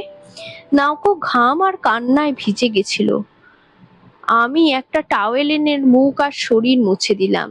এমনকি ওর অন্তর্বাসও ভিজে গেছিল। আমি সেটাও খুলে নিলাম। 1 মিনিট অস্বাভাবিক কিছু ভেবে বসো না, আমরা সব সময় একসাথে গোসল করতাম। ও আমার ছোট বোনের মতোই তো ছিল। আমি জানি, আমি বললাম তাকে। যা হোক, নাওকো বলল সে চায় আমি তাকে জড়িয়ে ধরে থাকি। আমি বললাম জড়াজড়ি করার জন্য তো এখন অনেক গরম। কিন্তু সে বলল শেষবারের মতন আমাদের দেখা হচ্ছে, তাই আমি কিছুক্ষণের জন্য ওকে জড়িয়েই ছিলাম। আমাদের মধ্যে টাওয়েল রাখা ছিল যাতে ঘামে একজনের গায়ে আরেকজনের ঘাম না লেপ্টে যায়। সে শান্ত হলে আমি ওকে আবার মুছিয়ে দিলাম। নাইট গাউন পরিয়ে বিছানায় শুইয়ে দিলাম। সে গভীর ঘুমে তলিয়ে গেল, কিংবা হয়তো ঘুমের ভানই করছিল। যেটাই হোক না কেন, তাকে ওই রাতে অনেক মিষ্টি আর সুন্দর দেখাচ্ছিল, যেন 13-14 বছরের একটা মেয়ে, যে জন্মের পর কারোর কোনো ক্ষতি করেনি। আমার মনে হয়েছিল আমি নিশ্চিন্তে এবার ঘুমোতে যেতে পারি। ভোর 6টায় যখন আমি ঘুম থেকে উঠলাম, সে উধাও। তার নাইট গাউন সে ফেলে গেছিল, কিন্তু তার পোশাক, স্নিকার আর মাথার বালিশের কাছে একটা টর্চ থাকতো। সেসব কিচ্ছু নেই। আমি সাথে সাথে বুঝতে পারছিলাম কিছু একটা ঘাপলা আছে। সে টর্চ নিয়েছে মানে সে অন্ধকারে বের হয়েছে। এমনি কিছু না ভেবেই ডেস্ক পরীক্ষা করলাম, দেখি একটা নোট। আমার সব জামা কাপড় রেইকোকে দিয়ে দিও। আমি সাথে সাথে সবাইকে জাগিয়ে তুললাম। ভাগো ভাগো, খোঁজো, ওকে খুঁজে বের করো। পুরো জায়গা ইঞ্চি ইঞ্চি করে খুঁজলাম, ডর্মের ভেতর, সেই সাথে বাইরের বনেও। 5 ঘন্টা লাগলো ওকে খুঁজে বের করতে। সে তার নিজের সাথে দড়িও নিয়ে এসেছিল জানো। রেইকো দীর্ঘ নিঃশ্বাস ফেললো আর বিড়ালের গায়ে হাত বোলালো। চা খাবে? জানতে চাইলাম আমি। হ্যাঁ, চা হলে খুব ভালো হয়, ধন্যবাদ, বলল সে। আমি জল গরম করে 1 পট চা বানিয়ে বারান্দায় নিয়ে গেলাম। সূর্যাস্তের সময় হয়ে গেছিল। দিনের আলো দুর্বল হয়ে পড়েছে। গাছের ছায়া লম্বা হয়ে আমাদের পায়ের কাছে এসে ঠেকেছে। আমি চায়ে চুমুক দিতে দিতে বাগানের দিকে তাকিয়ে থাকলাম।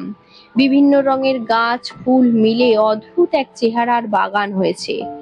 তো এরপর অ্যাম্বুলেন্স এসে নাওকোকে নিয়ে গেল। পুলিশ আমাকে জেরা করলো, তেমন কোনো প্রশ্ন করেনি অবশ্য। সুইসাইডের নোটের মতন একটা জিনিস তো ছিলই, আর তারা নিশ্চিত ছিল এটা আত্মহত্যা ছাড়া অন্য কিছুই নয়। সবার মতো তাদেরও ধারণা মানসিক রোগী হলে আত্মহত্যা করবেই। সুতরাং পুরো ব্যাপারটা স্রেফ নথি করার জন্যই করা। ওরা চলে যাওয়ার পরই আমি তোমাকে টেলিগ্রাম পাঠালাম। কি দুঃখজনক অন্ত্যেষ্টিক্রিয়া হলো ওর, বললাম আমি। ওর পরিবার বিব্রত বোধ করছিল যে আমি জানি ও আত্মহত্যা করেছে। আমি নিশ্চয়ই জানি যে ওরা কাউকে আত্মহত্যার কথাটা বলেনি। আমার হয়তো ওখানে যাওয়াই ঠিক হয়নি। আমার খারাপ লাগা আরো বেড়ে গেছিল। ফিরে আসা মাত্র আমি ব্যাগে জামা কাপড় নিয়ে বেরিয়ে পড়েছিলাম রাস্তায়। আচ্ছা ওয়াতানাবে, একটু হাঁটতে গেলে কেমন হয়? তারপর আমরা ডিনারের জন্য বাজারও করতে পারি হয়তো। আমার খিদেও পেয়েছে। ঠিক আছে, তোমার কি খেতে ইচ্ছে করছে? সুকিয়াকি, সে বলল। অনেক বছর খাইনি। সুকিয়াকি নিয়ে স্বপ্ন পর্যন্ত দেখতাম। মাংস আর কাঁচা পেঁয়াজ, নুডলস, ভাজা টোফু গলায় ঢুকছে একসাথে। ঠিক আছে, কিন্তু আমার তো সুকিয়াকি রান্না করার প্যান নেই। সেসব আমার উপর ছেড়িয়ে দাও, তোমার বাড়িওয়ালার থেকে ধার নেব। সে ওই বাড়িতে দৌড়ে গিয়ে একটা ভালো সাইজের প্যান আর রাবারের পাইপ সহ গ্যাস কুকার নিয়ে আসলো। খারাপ না, কি বলো? আসলেই খারাপ না। আমরা পাড়ায় ছোট দোকানগুলোর থেকে সমস্ত উপকরণ কিনলাম। গরুর মাংস, ডিম, সবজি, টোফু, একটা মোটামুটি মানের হোয়াইট ওয়াইন পছন্দও করলাম আমি। টাকা দিতে চাইলাম, কিন্তু রেইকো জোর করে সবকিছুর দাম দিল। ভেবে দেখো, আমার পরিবার কি ভাববে যদি শোনে আমি আমার ভাগ্নেকে খাবারের দাম দিতে দিয়েছি, বলল সে। তাছাড়া আমার সাথে বেশ ভালো পরিমাণ টাকাও আছে, সুতরাং চিন্তা করো না, ফকির হয়ে স্যানাটোরিয়াম থেকে বের হইনি। রেইকো চাল ধুয়ে সিদ্ধ করতে দিলে আমি বারান্দায় রান্নার জন্য ব্যবস্থা করলাম। সবকিছু প্রস্তুত হয়ে গেলে রেইকো তার গিটার নিয়ে একটা ধীর লয়ের বাঁক বাজিয়ে পরীক্ষা করতে লাগলো। কঠিন অংশগুলোতে গিয়ে সে ইচ্ছা করে ধীরে অথবা দ্রুত বাজাতে লাগলো, যাতে আবেগ সৃষ্টি হয়। বাদ্যযন্ত্র থেকে বের হওয়ার সুরে সে নিজেও তৃপ্তি পাচ্ছিল। গিটার বাজানো অবস্থায় ওকে 17 বছরের মেয়ের মতন লাগছিল, যে কিনা নতুন পোশাক পরে খুব খুশি। ওর চোখ চকচক করছিল, হাসছিল মিটিমিটি।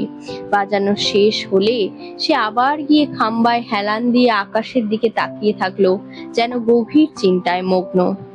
তোমার সাথে কথা বললে সমস্যা আসছে, বললাম তাকে। একদমই না, বলল সে। আমি স্রেফ ভাবছিলাম কত খিদে লেগেছে আমার। তোমার কি এখানে তোমার স্বামী কিংবা মেয়ের সাথে দেখা করার পরিকল্পনা আছে? তারা নিশ্চয়ই টোকিওরই কোথাও থাকে, কাছাকাছিই থাকে, ইয়োকোহামাতে। কিন্তু না, আমার দেখা করার কোনো পরিকল্পনা নেই।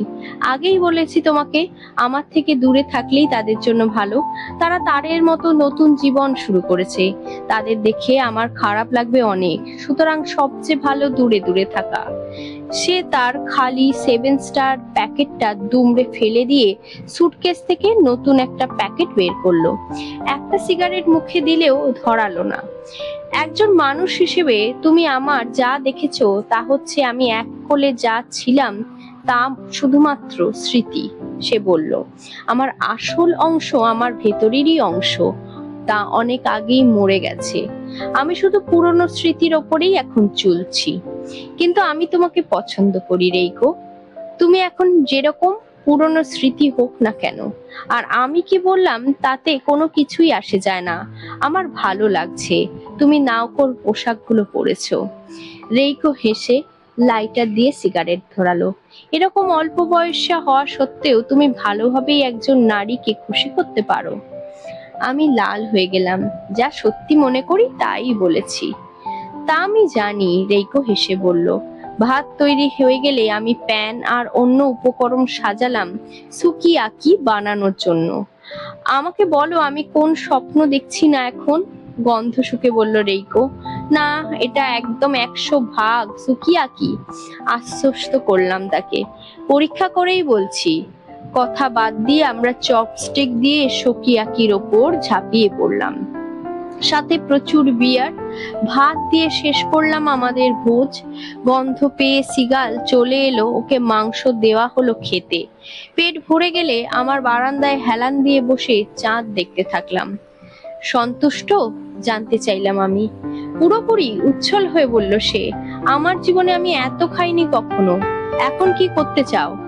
ধূমপান করব আর পাবলিক বাথে গিয়ে স্নান করব। আমার চুল নোংরা হয়ে আছে, একটু পরিষ্কার করতে হবে। সমস্যা নেই, কাছেই একটা আছে। আচ্ছা ওয়াতানাবে, যদি কিছু মনে না করো তাহলে একটা প্রশ্ন করি। তুমি কি ওই মেয়েটা মিদরির সাথে শুয়েছো শেষ পর্যন্ত? ও, তুমি বলতে চাও সেক্স করেছি কিনা? এখনো না। আমরা ঠিক করেছি সবকিছুর সমাধান না হওয়া পর্যন্ত কিচ্ছু করব না। এখন তো সব সমাধান হয়ে গেছে, তাই না? আমি মাথা নাড়লাম। নাওকো বেঁচে নেই সেই জন্যই বলতে চাইছো?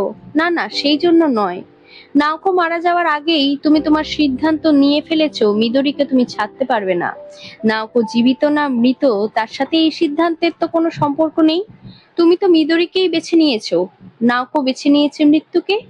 তোমরা সবাই এখন প্রাপ্ত বয়স্ক, নিজের সিদ্ধান্তের জন্য দায়িত্ব নিতে শিখতে হবে তোমাদেরকে, নইলে সবকিছু নষ্ট করে ফেলবে। কিন্তু আমি ওকে ভুলতেই পারছি না, বললাম তাকে। নাওকোকে বলেছিলাম আমি ওর জন্য অপেক্ষা করব, কিন্তু আমি পারিনি। শেষ পর্যায়ে গিয়ে মুখ সরিয়ে নিয়েছি। আমি কাউকে দোষ দিচ্ছি না, কিন্তু এই সমস্যা আমি নিজেই তৈরি করেছি। আমি মনে করি আমি মুখ না ফিরিয়ে নিলে হয়তো অন্য কিছু হতে পারত। নাওকো প্রথম থেকেই মৃত্যুকে বেছে নিয়েছে। সেটা অন্য ব্যাপার। আমি আমাকে তো ক্ষমা করতে পারছি না। নাওকোর সাথে আমার সম্পর্ক কোনো সাধারণ সম্পর্ক ছিল না। আমি যা অনুভব করেছি সে ব্যাপারে আমার কিছুই করার নেই। তুমি যদি চিন্তা করো তাহলে দেখবে জীবন আর মৃত্যুর মাঝখানে সে আর আমি একজন আরেকজনের হাত ধরেছিলাম। প্রথম থেকেই ব্যাপারটা তাই ছিল। নাওকোর মৃত্যুর জন্য তোমার মধ্যে যদি কোনো অপরাধ বোধের সৃষ্টি হয়ে থাকে, তাহলে আমি তোমাকে পরামর্শ দেব এই কষ্টের অনুভূতিটা সারা জীবন নিজের মধ্যে বহন করে থাকো। এর থেকে যদি কিছু শিখতে পারো তাহলে শেখো, কিন্তু অন্যদিকে তোমাকে মিদরিকে নিয়েও সুখী হতে হবে। তোমার কষ্টের সাথে ওর সম্পর্কের কিন্তু কোনো যোগাযোগ নেই। তুমি যদি ওকে আরো কষ্ট দাও, এর মধ্যে কিন্তু যথেষ্ট দিয়েছো, তাহলে ক্ষত আরো গভীর হবে, শুকোবে না কিন্তু কখনো। যত কঠিনই হোক তোমাকে এবার শক্ত হতে হবে, তোমাকে আরো বড় হতে হবে। আমি স্যানিটোরিয়াম ছেড়ে এত দূর টোকিওতে এসেছি শুধু এই কথাগুলো তোমাকে বলার জন্য। কফিনের মতো একটা ট্রেনে দীর্ঘ পথ পাড়ি দিয়ে। আমি বুঝতে পারছি তুমি আমাকে কি বলতে চাইছো, রেইকোকে বললাম, কিন্তু আমি এখনো তৈরি নয়। কি দুঃখজনক বাজে একটা অন্ত্যেষ্টিক্রিয়া ছিল। কারো এরকম ভাবে মৃত্যু হওয়ার তো কথা নয়। রেইকো আমার মাথায় হাত বুলিয়ে দিল। আমাদের সবাইকেই এভাবে মৃত্যুকে একদিন গ্রহণ করতে হবে, কখনো না কখনো, আমাকে, তোমাকেও। আমরা নদীর ধার ধরে মিনিট পাঁচেক হেঁটে লোকাল পাবলিক স্নানখানায় গেলাম আর সতেজ হয়ে ফিরে এলাম। ওয়াইনের বোতল খুলে বারান্দায় বসে খেলাম আমরা। আচ্ছা ওয়াতানাবে, তুমি আরেকটা গ্লাস আনতে পারবে? নিশ্চয়ই, কিন্তু কেন? আমরা আমাদের মতো করে নাওকোর জন্য অন্ত্যেষ্টিক্রিয়া করব এখন, শুধু আমরা দুজন মিলে। এবারে দুঃখজনক হবে না অন্ত্যেষ্টিক্রিয়াটা। আমি একটা গ্লাস এনে ওর হাতে দিলাম। ও সেটা ভরে বাগানের পাথরের লণ্ঠনের ওপর রেখে দিল। তারপর বারান্দায় বসে এক হাত গিটারে রেখে সিগারেট টানতে লাগলো সে। এখন এক বাক্স দেশলাই খুঁজে আনো, যত বড় হয় ততই ভালো। আমি ইকোনমি সাইজের এক বাক্স দেশলাই এনে ওর পাশে বসলাম। এখন তোমাকে যা করতে হবে তা হলো, প্রতিবার আমি একটা গান করব আর তুমি একটা করে দেশলাই জ্বালাবে আর পাশাপাশি রাখবে। আমি যা যা গান মনে আছে সব গাইবো। প্রথমে সে হালকা ভাবে হেনরি মানচিনির ডিয়ার হার্ট গাইলো। তুমি এর একটা রেকর্ড নাওকোকে দিয়েছিলে তাই না? জিজ্ঞাসা করলো রেইকো। হ্যাঁ দিয়েছিলাম, গত বছরের আগের ক্রিসমাসে। সে গানটা খুব পছন্দ করত। আমিও পছন্দ করি, রেইকো বলল। অনেক সুন্দর আর মধুর। আরেক ঢোক ওয়াইন খাওয়ার আগে আরো কিছু সুর বাজালো সে। পুরো মাতাল হওয়ার আগে না জানা কয়েকটা গান বাজাতে পারবো। চমৎকার অন্ত্যেষ্টিক্রিয়া হচ্ছে, এটা কিন্তু দুঃখজনক নয়, তোমার কি মনে হয়? রেইকো বিটলস বাজানো এবার শুরু করলো। নরওয়েজিয়ান উড, ইয়েস্টারডে মিশেল আর সামথিং। সে বাজাতে বাজাতে গাইলো হিয়ার কামস দ্য সান, তারপর বাজালো the fool and the hill. আমি 7টা ম্যাচ জ্বালালাম। 7টা গান, রেইকো বলল। কয়েক ঢোক ওয়াইন গিলে আরেকটা সিগারেট ধরালো সে।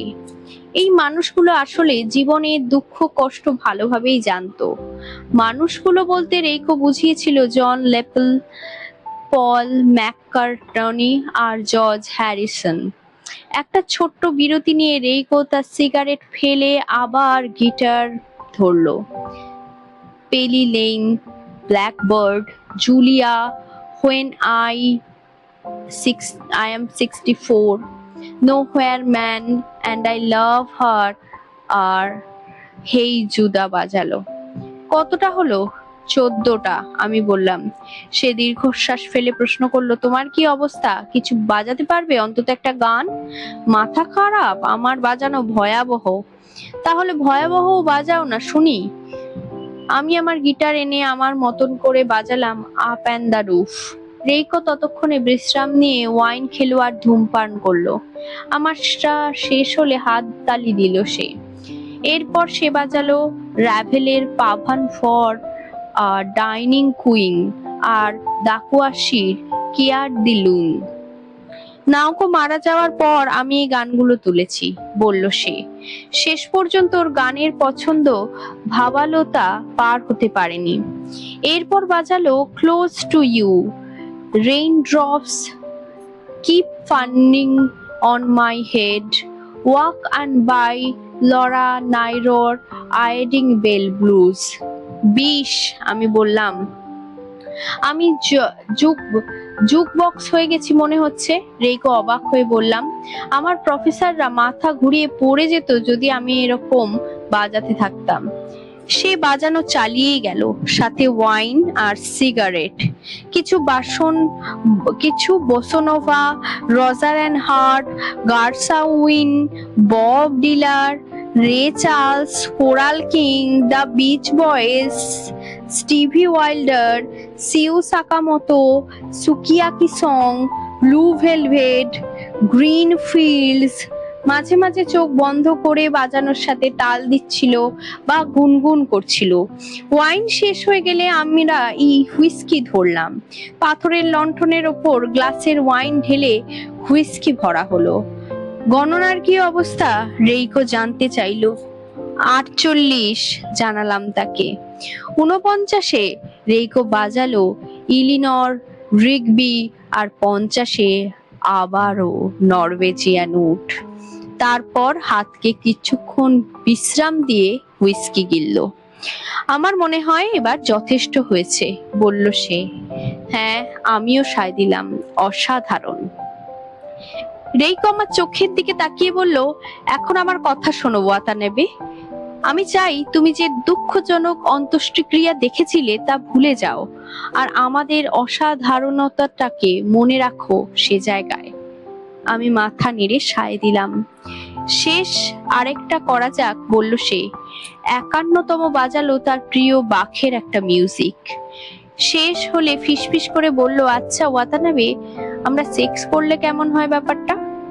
আশ্চর্য, আমি বললাম। আমিও একই কথা ভাবছিলাম। আমরা ভেতরে গিয়ে পর্দা টেনে দিলাম। অন্ধকার রুমে আমরা একজন আরেকজনের শরীর স্পর্শ করতে লাগলাম, যেন এর চেয়ে সাধারণ কাজ এই দুনিয়াতে আর কিচ্ছু নেই। আমি ওর ব্লাউজ আর স্ল্যাক্স খুলে ফেললাম, খুলে নিলাম ওর অন্তর্বাসও। তারপর জীবনটা কি অদ্ভুত, রেইকো বলল। কখনো ভাবিনি আমার চেয়েও 19 বছরের ছোট কোনো যুবক একদিন আমার অন্তর্বাস খুলবে। তুমি কি নিজে খুলতে চাও? না না, তুমিই খোলো। চামড়ার ভাঁজ দেখে ধাক্কা খেও না কিন্তু। তোমার ভাঁজগুলো আমার ভালো লাগে। আমি তোমাকে কাঁদিয়ে ছাড়বো মনে হচ্ছে, ফিসফিস করে বলল সে। আমি ওর সারা শরীরে চুমু খেলাম। ভাঁজ পড়া অংশগুলোতে জিহ্বা দিয়ে অত্যন্ত যত্নের সাথে আদর করলাম তাকে।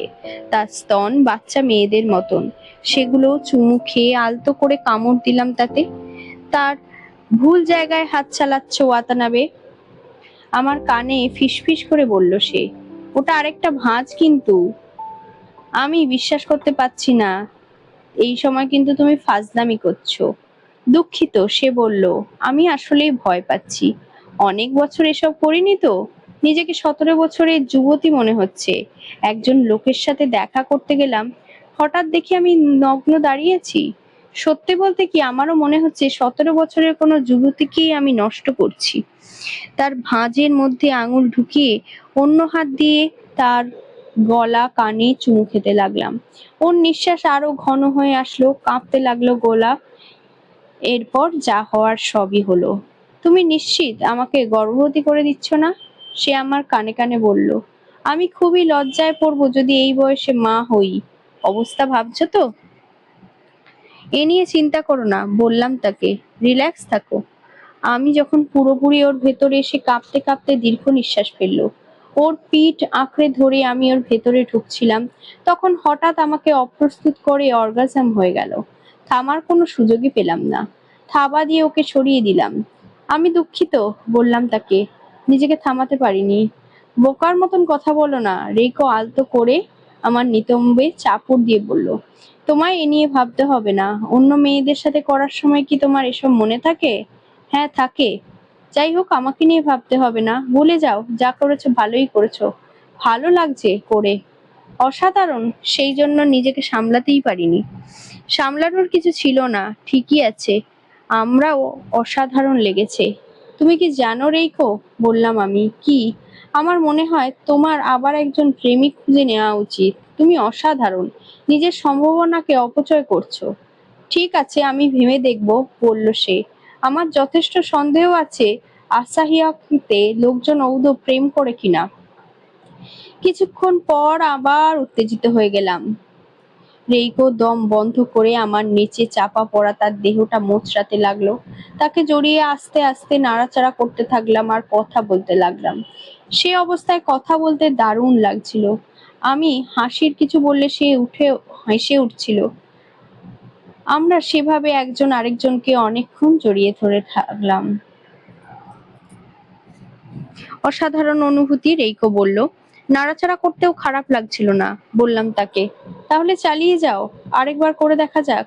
আমি ওর পা তুলে যতদূর সম্ভব ভেতরে ঢুকালাম, তারপর বৃত্তের মতো করে ঘুরিয়ে নাড়ালাম। পুরোপুরি উপভোগ করে ছাড়িয়ে নিলাম নিজেকে। সে রাতে আমরা মোট 4 বার মিলিত হয়েছিলাম।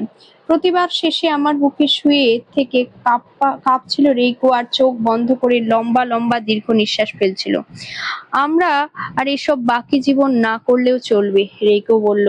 দয়া করে আমাকে বলো ওয়াতানাবে, এসব সত্যি সত্যি ঘটছে? আমাকে বলো, এক জীবনের জন্য যথেষ্ট করেছি আমি। কেউ তা বলতে পারে না, আমি বললাম। কারোর জানার উপায়ও নেই এটা। আমি নাওকোকে বোঝালাম, প্লেনে গেলে তাড়াতাড়ি হবে, সহজ হবে। কিন্তু সে গো ধরে থাকলো, ট্রেনে করেই যাবে আসাওয়েকা।